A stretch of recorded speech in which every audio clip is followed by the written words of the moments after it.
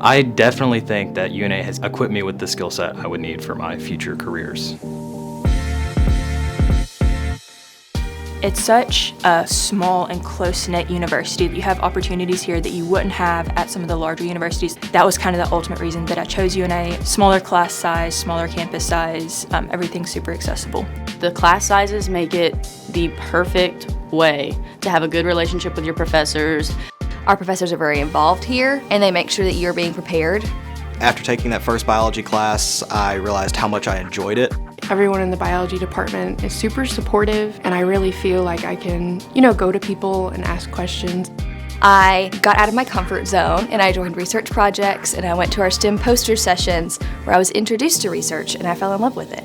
I also got to do several research projects out in the field. We went to several different ecosystems, and that's really where I learned and met so many people and opportunities available to me.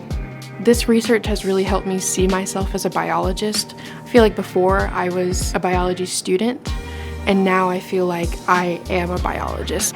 I'm not just doing menial tasks in the lab, I'm actually doing things that matter. Everything around us has to do with biology, so I think the more people in this area studying it can help push the boundary of human knowledge and better society.